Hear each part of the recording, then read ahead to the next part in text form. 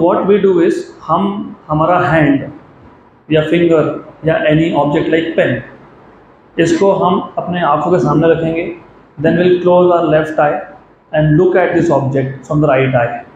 Similarly फिर right eye close करके left eye से देखेंगे। तो what happens in this case is change of background. तो जब मैं राइट आई से देख रहा था, मतलब लेफ्ट आई क्लोज था, तो बैकग्राउंड कुछ और दिख रहा है। अब जब मैंने राइट आई क्लोज कर दी, लेफ्ट से देख रहा हूँ, तो बैकग्राउंड कुछ और दिख रहा है। और नॉर्मली बैकग्राउंड चेंज कब होता है? जब पोजीशन चेंज हो। मैंने आपको एग्जांपल भी दिया था। फॉर एग्जांपल अभी मैं इस पोजीशन में खड़ा हूँ, मेरे बैकग्राउंड में स्क्रीन है, स्क्रीन के ऊपर कुछ लिखा हुआ दिखेगा तुमको। मैंने अगर मेरा पोजीशन चेंज किया, अभी भी मेरे बैकग्राउंड में स्क्रीन है लेकिन कुछ लिखा हुआ नहीं है। तो नॉर्मली बैकग्राउंड चेंज कब होता है? जब पोजीशन चेंज हो, राइट। लेकिन पैरेलैक्स मेथड में हमने देखा कि हमने सिर्फ ऑब्जर्वर का पोजीशन चेंज किया, ऑब्जेक्ट का नहीं। पहले एक ऑब्जेक्ट को हम लेफ्ट आई से देख रहे थे, फिर राइट आई से देख रहे हैं, तो ऑब्जेक्ट तो जहाँ था वही है, लेकिन बैकग्राउंड चेंज हो गया।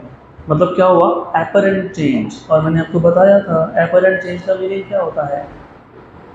जो दिखता है वो होता नहीं है। एपरेंट चेंज सिर्फ दो अलग अलग पोजीशन से देखने की वजह से मुझे दिख रहा है कि ऑब्जेक्ट मूव हुआ, लेकिन ऑब्जेक्ट रियलिटी में मूव हुआ था क्या? ओके, तो इसको बोलते हो apparent change.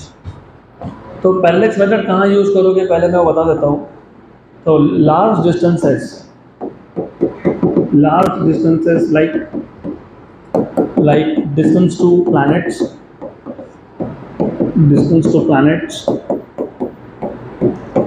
stars, etc. cannot be measured directly.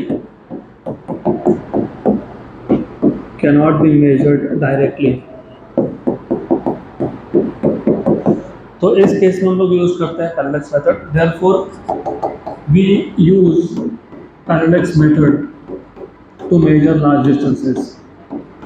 अब पैरेलैक्स मेथड में जो भी आपको मैंने अभी एक्सप्लेन किया वो वापस एक बार बता देता हूँ। तो हमारे पास एक ऑब्जेक्ट होता है जिसका डिस्टेंस मेजर करना है। लेट अस से ये s है, देन हम उसको एक पॉइंट से ऑब्जर्व करते हैं, लेट अस से E1 से। तो हमको बैकग्राउंड में कुछ दिखेगा, तो ये बैकग्राउंड है। फिर उसी ऑब्जेक्ट को हम दूसरे पोजीशन से ऑब्जर्व करते हैं, लेट अस से E2 से, और यहाँ पे बैकग्राउंड कुछ और है। तो ये जो E1s डायरेक्शन है और जो E2s डायरेक्शन है, इसमें जो एंगल बनता है इसको क्या बोलते हैं? Parallax angle. जो डिस्टेंस हमको चाहिए इसको कुछ नाम दे दो, r बोल देते हैं। तो हमको क्या फाइंड करना था? Distance of object from observer, मतलब E1s या फिर E2s। और E1s या E2s को क्या बोल दिया मैंने? r। ये जो E1 से E2 डिस्टेंस है ये इजीली मेजरेबल है, तो we can measure distance from E1 and E2। Good. तो पैरेलैक्स मेथड इसमें हमने क्या किया? सो हमने कोई भी ऑब्जेक्ट को, जैसे हमारा हैंड, तो होल्ड योर हैंड और finger in front of your I,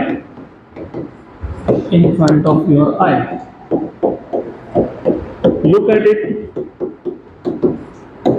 with one eye closed, मतलब with left eye closed and then right eye closed.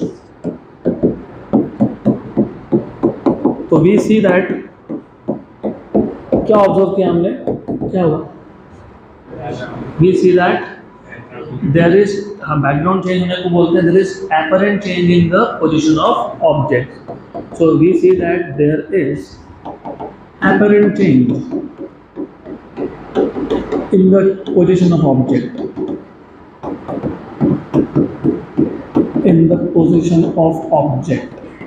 लेकिन ऑब्जेक्ट का पोजीशन सच में चेंज हुआ था क्या? नहीं। तो ये apparent change in position of object क्यों हुआ? Due to change in position of observer, due to change in position of observer.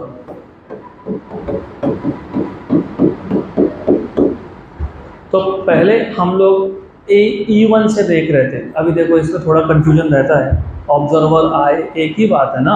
अगर मैं मेरे लेफ्ट आई से देख रहा हूँ, मान लो मेरा लेफ्ट आई E1 है, तो ऐसा भी बोल सकता हूँ ना कि वहाँ पे एक ऑब्जर्वर है, आई ऑब्जर्व भी करता है ना। तो E1 इज वन आई और E1 is an observer. E2 क्या है? दूसरा ऑब्जर्वर है। तो हमने क्या किया, हमने दो अलग अलग पोजीशन से ऑब्जर्व किया, मतलब हमने दो अलग अलग आई से उस ऑब्जेक्ट को देखा। तो बात एक ही है, there is apparent change in the position of object due to change in position of observer या फिर due to change in the eye through which you were observing. Clear है आदत? पक्का? तो E1 ये एक आँख है या फिर ये एक ऑब्जर्वर है, E2 ये दूसरा आँख है या फिर ये दूसरा ऑब्जर्वर है। और ये जो दो डायरेक्शन है, इसमें जो एंगल बना, इसको नाम दिया था हमने parallax angle. The angle between these two positions, the angle between these two positions, क्या बोलते हैं इसको? Parallax angle. Positions known as parallax angle is easily measurable, known as parallax angle is easily measurable। तो वो major कर लेंगे हम लोग, क्योंकि प्रॉब्लम नहीं है, वो हम लोग नहीं करते, वो टेलीस्कोप के अंदर ही सेटिंग होता है, वो ही बता देता है आपको, राइट। तो अब अगर आपको प्लेन एंगल का कॉन्सेप्ट याद होगा, प्लेन एंगल कैसे डिफाइन किया था? Plane angle arc length upon radius. यहाँ पे आर्क लेंथ मतलब कोण है E1 E2, तो ये आपका आर्क है, और ये रेडियस मतलब कोण है, डिस्टेंस है। गुड। तो वी नो दैट क्या पता है हमको? आर्क